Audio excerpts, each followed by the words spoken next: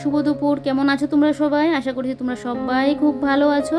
যে যেখান থেকে ব্লগটা আমার এখন দেখছো, অনেক দিন বাদে আজকে কিন্তু একটা ব্লগ নিয়ে চলে আসলাম। সেই অনেক দিন যাবৎ আমি আর কিন্তু এটার মধ্যে ব্লগ শেয়ার করছি না। তো আজকে ভাবলাম যে আমার বন্ধুদের সাথে একটু একটা ব্লগ শেয়ার করি, দেখি এখন থেকে প্রত্যেক দিন তোমাদের সাথে ব্লগ শেয়ার করতে পারি কি না। তো এই যে দেখো, এদিকে আমার রান্না বান্না সমস্ত কিছু কিন্তু সকালের কাজ বাজ কমপ্লিট। সকালবেলায় তো জানোই গৃহিণীদের একটা সংসারে কত কত কাজ থাকে, তো সমস্ত কাজ বাজ শেষ করে এবারে বাইরে অনেকগুলো আগাছা উঠেছিল, এগুলো একটু পরিষ্কার করলাম। কারণ বৃষ্টি দিয়েছে তো কতদিন যাবৎ, সেই বৃষ্টির জন্য এত পরিমাণে আগাছা হয়েছে। তো এগুলো পরিষ্কার করে তারপর এদিকে দেখো এখন কিন্তু আমি পুজো দিয়ে নিচ্ছি। আমার স্নান করে এসে পুজোটা দিতে দিতে ঠিক 1-1:30 বেজে যায়। কি বলো তো, একটা সংসারে তো আর কাজের কম নেই, আর আমি তো একাই কাজগুলো করি। আমার যেহেতু একার সংসার, সেই সব কাজ সামলে তারপর পুজো দিতে দিতে না 1-1:30 বেজে যায়। কিচ্ছু হবে না, ঠাকুরও বুঝবে, কারণ ঠাকুরও তো দেখছে আমি একাই এই কাজগুলো করছি। তার উপর আবার ইউটিউবের ভিডিওর কাজগুলো করছি, এদিকে আমার চ্যানেল তো আরেকটাও আছে। তো সেই ভিডিওর কাজ করা তো অনেকটা চাপ হয়ে যায়, তো ভগবানও বুঝবে। তো যাই হোক, একটু লেট করে হলেও ঠাকুরকে তো পুজোটা দিতে পারছি, এটাই যেন আমার মনে অনেকটা শান্তি, যে না আমার সবসময় ভালো লাগে ঠাকুর পুজো দেওয়ার জন্য। এই যে উপোস করে পুজো দেওয়া, যে কোনো ঠাকুর পুজো করতে আমার ভালো লাগে। যদিও উপোসটা এখন আগের মতো আমি থাকতে পারি না সারাটা দিন লাগিয়ে, কিন্তু তারপরেও করি। শিবের উপোস বলো, ইয়ের উপোস বলো, এগুলো কিন্তু আমি করি।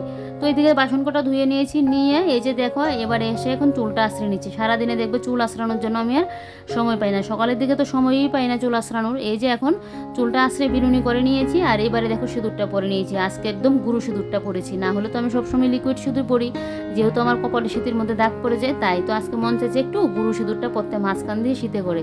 তো এটাই পরলাম। পরে এই যে দেখো এবারে জগটা থেকে জলটা নিচ্ছি। জলটা ঠিকঠাকভাবে পড়ছে না, কারণ মুখটাই তো আমি ঠিকঠাকভাবে করিনি। তাই তো এবারে একটু জল খেয়ে নেবো, কারণ গরমকাল, জলটা কিন্তু আমাদের শরীরের জন্য খুবই ভালো প্রত্যেকের জন্য। কিন্তু জলটা না সবসময় আমার খাওয়া হয়ে ওঠে না। এটা যে যে না জলটা আমি খেতে পারি না এরকম কিন্তু না, জল আমি খেতে পারি। 1 গ্লাস দাও, 2 গ্লাস দাও, 3 গ্লাস আমি খেতে পারবো, কিন্তু ওই যে খাওয়ার কথা জন্য আমি ভুলেই যাই। তাই জন্য জলটা খেয়ে নিয়েছি, তারপর গ্লাসটা ধুয়ে এখানটাই রেখে দিয়েছি। দিয়ে এবারে দেখো কাপড়গুলোকে একটু উল্টে পাল্টে দিচ্ছি, কারণ আমি তো স্নান করতে করতে 1-1:30 বেজে যায়।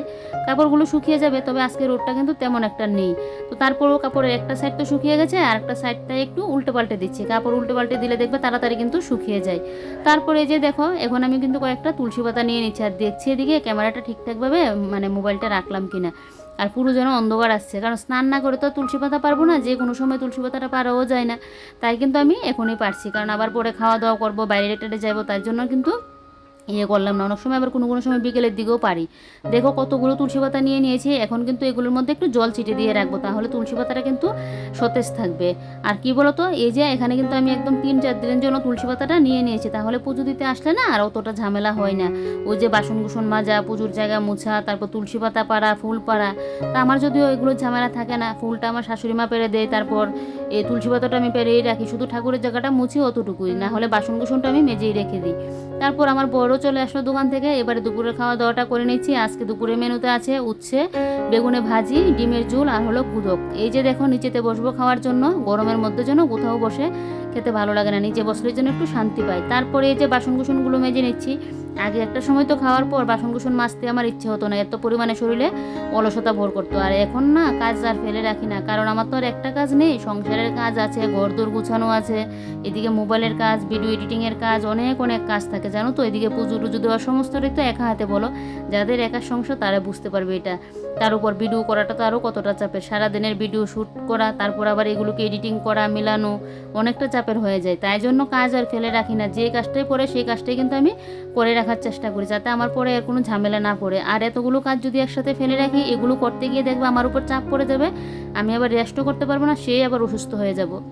আর মধ্যবিত্ত সংসারে শরীর অসুস্থ থাকলেও কিন্তু সেই অসুস্থ শরীর নিয়ে কাজবাজগুলো করতে লাগে। যদি আরও একার সংসার হয়, 2-3 জন থাকলে তাহলে কোনো অসুবিধা হয় না, একার সংসার হলে কিন্তু এরকমটা হয়। তাই সবসময় চেষ্টা করি যাতে একটু নিজের উপর চাপটা না পড়ে, বেশি যাতে শরীরটা অসুস্থ না হয়ে যায়। কিন্তু শরীরের উপর তো আর আমাদের জোর নেই, কখন দেখবে তুমি শত রেস্টে থাকলেও তারপরও শরীর কখন অসুস্থ হয়ে যায়।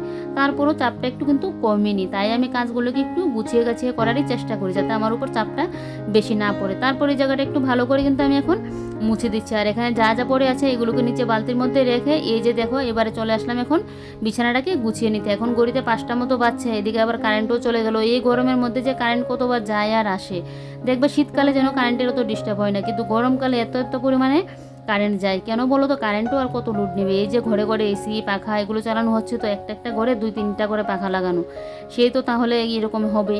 তো যাই হোক, এদিকে চার্জ লাইটটা জ্বালিয়ে দিলাম, আর এদিকে ব্যাটারির আমার লাইটটা আছে, ওইটা দিয়ে কিন্তু আমি ভিডিও শ্যুটটা করছি। না হলে তো আবার এই যে পুরো অন্ধকার আসবে। তাই সকালের দিকে হলে একটা কথা, সকালের দিকে হলো আমি 2টা লাইট জ্বালিয়ে তারপরে কিন্তু ভিডিও শ্যুটটা করি। তো এই যে দেখো বিকালের ঘরটা ঝাড় দিয়ে নিচ্ছি, আর বিকালের ঘর ঝাড় দিতে গেলে না আমার অতটা ভালো করে দিতে লাগে না, কারণ সকালবেলায় যখন আমি রুম ক্লিন করি তখনই আমি ভালো করে ঘরটা ঝাড় দিয়ে নিই। একবার তো সকালবেলায় বাসি ঘর ঝাড় দিই, তারপর আবার যখন রুমটা পুরো গুছিয়ে নিই তখন যে একবার ঝাড় দিই, তখন ভালো করে কিন্তু ঝাড়টা দিয়ে নিই। তারপর ঘর ঝাড় দিয়ে বাইরে একটু হাঁটাউটি করলাম, করে এসে ড্রেসটা চেঞ্জ করে এবারে দেখো আমি কিন্তু এখন সন্ধ্যাটা দিয়ে নিচ্ছি। সন্ধ্যাটা দিয়ে এদিকে কিন্তু আমি পুজোটাও দিয়ে নেব। আর এদিকে পুজো দিয়ে উঠেই দেখছি এদিকে আবার মেঘ ডাকছে, মনে হচ্ছে বৃষ্টি আসবে। আর সেটা দেখে আমি একদম দেখো চার্জ লাইটটা এখন চার্জে বসিয়ে দেবো, কারণ সেই আবার কখন বৃষ্টি চলে আসে, কারণ বৃষ্টি আসলে যদি আবার কারেন্ট না থাকে, তার জন্য লাইট তো আমার ঘরে 2টা আছে, তারপরেও চার্জ লাইটটা আমি দিয়ে রাখি, কারণ ওইগুলো যদি আবার পাওয়ারটা বেশি না থাকে, চার্জটা বেশি না থাকে তাই। তারপরে যে অনেকটা সময় রেস্ট করলাম, মোবাইলে একটু কাজ করলাম, এবারে দেখছি 9টার মতো বাজছে। তারপরে যে এখন উঠে যাব রান্নাঘরে, তো ওইদিকে দেখছি সোফাগুলো কীরকম হয়ে আছে, আমি কিন্তু এরকমটা করেছি বসে, তো সোফাগুলো ঠিকঠাক করে এবারে চলে আসলাম কিন্তু আমি রান্নাঘরে। তো আমিও আসলাম, এদিকে আমার শাশুড়ি মাও আসলো, এবার শাশুড়ি মার সাথে গল্প করছি, আর দুপুরের তরকারি পাতি যা ছিল ফ্রিজের মধ্যে রেখেছিলাম এগুলো এবার বাইরে বের করে নিচ্ছি রাতে খাওয়ার জন্য। আজকে আমার রাতের রান্নাবান্না তেমন কিছু লাগবে না, শুধু ভাতটা করবো অতটুকুই। তো এদিকে আমার শাশুড়ি মার সাথে কথা বলছি, আর কিন্তু এদিকে আমি এখন আমার ভাতটাও বসিয়ে দেবো। তো তার আগে বাসনগুলো গুছিয়ে রাখছি, সকালের বাসন একবার গুছিয়ে রাখি, তারপর আবার দুপুরের বাসন গুছাতে লাগে, তারপর তো আবার রাতের বাসনটা পড়ি, মানে 2-3বার আমার বাসন গুছাতেই লাগে, না হলে তো আবার বলটার মধ্যে জায়গা হয় না। আর আমি তো জল শুদ্ধ বাসন আর স্টিলের রেখের মধ্যে রাখিও না, কারণ জল শুদ্ধ যদি রাখি তাহলে দেখবে জল পরে কিন্তু জং ধরে যাবে, তাই জন্য কিন্তু বাসনটা একটু শুকিয়ে গেলে তারপরে কিন্তু আমি গিয়ে রাখি। তারপরে এই যে দেখো এবারে চালটা ধুয়ে নিচ্ছি, এখন আমি ভাতটা বসিয়ে দেবো। রাত্রিবেলা রান্নার ঝামেলা না থাকলে কিন্তু খুব ভালো হয়, না হলে রান্নার ঝামেলা পড়লেই দেখবে সেই রান্না করতে অনেকটা সময় লাগে, তারপর আবার বাসন কুসনও কতগুলো পড়ে, তো সব সময় তো আর হয় না, অনেক মানে বেশিরভাগই আবার দেখবে একটা ভাজা বড়া কোনো কিছু করতেই লাগে। তো আজকে সমস্ত কিছু রান্না করে রেখে দিয়েছি, তাই আর লাগবে না। তারপর 2টা বোতল জল ভর্তি করে নিয়েছি, এগুলো এখন ফ্রিজের মধ্যে রেখে দিচ্ছি জলটা, কারণ গরমকাল তো ফ্রিজের মধ্যে জল থাকতেই লাগে। তারপর এদিকে তোমাদের দাদাভাইও চলে আসলো, আর এদিকে আমাদের ঠাকুরের আশ্রমে আজকে অধিবেশন দিয়েছিল, তো তোমাদের দাদাভাই আবার গিয়েছিল দোকান থেকে, আমাদের দোকানের পাশেই কিন্তু আশ্রম। তো এই যে দেখো এখানে প্রসাদ দিয়েছে মিষ্টি, তালের বড়া, আর এদিকে হলো সিঙ্গাড়া। তো যাই হোক এদিকে প্রসাদটাও নেবো, আর ও আবার আমার জন্য নিয়ে আসলো ফুচকা, তো ফুচকাটা তো খাবো, এটা দেখে তো পুরো যেন খুশ মেজাজ হয়ে গেছে। এদিকে নিয়ে আসলো বিস্কিটের প্যাকেট, এই যে বিস্কিটগুলো খেতে না আমার খুবই ভালো লাগে, আর সবসময় ও এগুলোই নিয়ে আসে।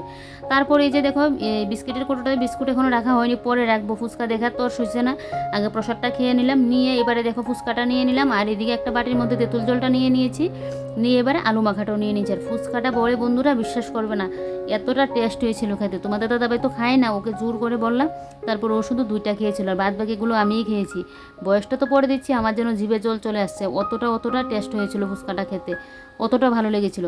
তো এবারে দেখো ফুচকাগুলো এখন কিন্তু খেয়ে নিচ্ছি, কারণ আমি হলাম আবার ফুচকা লাভার, ফুচকা আমার যতটা দেবে ততটাই আমি খেতে পারবো, কিন্তু বেশি না খেতে পারিও না, আবার এমনিতে তো ভালো লাগে, কিন্তু আমার না মুখের ভেতরে একদম পুরো চলে যায় এই ফুচকাগুলো খেলে। তারপরে এই যে বিস্কুটের কোটো এখন বিস্কিটের ইয়েটা রেখে দিচ্ছি ঢেলে, কারণ এই কাজটা আমার আবার না হলে সকালে করতে লাগবে, চা খেতে গেলে আবার এটা কোটোর মধ্যে রাখতে লাগবে, তাই কিন্তু আমি এখনই বিস্কুটের কোটোটায় মানে বিস্কুটটা রেখে দিয়েছি। দিয়ে এবারে দেখো এই জায়গাটা একটু ভালো করে এখন মুছে দেবো, কারণ এই যে বিস্কুটের গুঁড়ো পড়লো তো তাই জন্য কিন্তু এই জায়গাটাকে ভালো করে একটু মুছে দিয়েছি। দেখো তো এই জায়গাটা মুছে দিয়ে তারপর কিন্তু এদিকে আমাদের রাতের খাওয়া দাওয়া হয়ে গেছে, রাতের খাওয়া দাওয়া কমপ্লিট করে এই যে দেখো এবারে টেবিলটাও ভালো করে মুছে নিচ্ছি। ওগুলো তোমাদের সাথে শেয়ার করলাম না, কারণ দুপুরে খাওয়া দাওয়া শেয়ার করেছিলাম, তাই এখন আর কি করব, তাই আর তোমরা তো জানোই আমি সবসময় রাত্রিবেলায় রান্নাঘর পরিষ্কার করে রেখে দিই।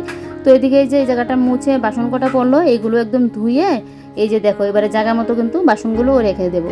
তো রান্নাঘরের সমস্ত কাজবাজ বলতে পারো কমপ্লিট। এবারে আমি এখন মুখটা ধুয়ে নেবো। সারাদিন আমি নিজের উপরে যতটা না যত্ন করি, রাত্রিবেলায় হলে দেখবে রান্নাবান্নার পর আমি কিন্তু মুখটা ভালো করে ধুয়ে নিই। এমনিতেও রাত্রিবেলায় মুখটা ধোয়া কিন্তু ভালো, কেন বলো তো, এই যে আমরা সারাদিন রান্নাবান্না করি, তেল মশলা গিয়ে তেল ছিটে গিয়ে আমাদের মুখে পড়তেই পারে, কারণ ওই যে কড়ার মধ্যে একটা কিছু দিলেই দেখবে চলে আসে একদম ধোয়ার মতো এসে, তো এগুলো মুখের মধ্যে পড়ে, তাই জন্য কিন্তু মুখটা ধোয়া খুব ভালো। আর বিশেষ করে যাদের মুখে পিম্পল ওঠার সমস্যা তারা তো সবসময় মুখটা ধুয়েই কিন্তু ঘুমানো ভালো, যেটা আমার সমস্যা।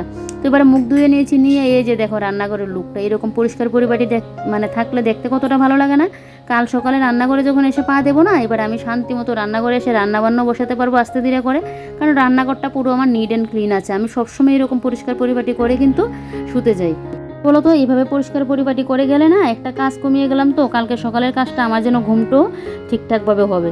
তারপর ঘরে এসে এবারে চুলটাকে বিনুনি করে নেব, তার আগে এখন মুখটা মুছে নিচ্ছি। আর এই যে দেখো পাখাটাও চালিয়ে বসলাম, গরমের কথা তো বলে লাভই নেই, কী পরিমাণে যে গরমটা দিয়েছে। এবারে চুলটা বিনুনি করে আমি কিন্তু সোজা গিয়ে শুয়ে পড়বো, অতটুকুই। তো চলো বন্ধুরা, আজকের আমার সারাদিনের ব্লগটা কীরকম লাগলো কমেন্ট করে কিন্তু জানাতে ভুলবে না। ভালো লাগলে একটা লাইক করে দেবে, অনেক অনেক ভালো লাগলে একটু শেয়ার করে দেবে। আর নতুন কোনো বন্ধু আমার চ্যানেলে এসে থাকলে আমার চ্যানেলটাকে সাবস্ক্রাইব করে পাশে থাকবে। এখন থেকে এই চ্যানেলে না প্রত্যেক দিন করে কিন্তু তোমরা ব্লগ পাবে। যাই হোক চলো এবারে চুলটা বিনুনি করে নিই, কারণ চুলটা বিনুনি করে ঘুমোলে না চুলটা কিন্তু জট বাঁধে না, না হলে দেখবে চুল কিন্তু পুরো জট বেঁধে যায়, আর সেই চুল পরের দিন ছাড়াতে গেলে যা অসুবিধা হয়। তার জন্য না আমি চুলটা একটু বিনুনি করেই ঘুমাই, এমনিতে আমার কাটলি চুল একটু বিনুনি করে ঘুমোলেই ভালো হয়। আর দেখো চুলটা কিন্তু কেটেছি যে হয়ে যাবে 3-4 মাসের মতো, চুলটা কিন্তু আবারও বড় হয়ে গেছে। তো এখন আর কাটবো না, পুজোটা আসুক তখন গিয়ে কাটবো। আর মাথায় তো পুরো তেল দেওয়া আছে, একদম মানে চুলটা আঁচড়াতে আমার এখন আর কোনো কষ্ট হয়নি, না হলে শ্যাম্পু করা থাকলে চুল আঁচড়াতে গিয়ে যা কষ্ট হয়। যাই হোক চলো, কালকে আবারও একটা নতুন ব্লগে দেখা হচ্ছে। Bye bye, good night. তোমরা সবাই ভালো থেকো, সুস্থ থেকো আর সাবধানে থেকো। টাটা। আর আমার ভিডিওগুলো একটু কিন্তু শেয়ার করে দিও। Bye bye.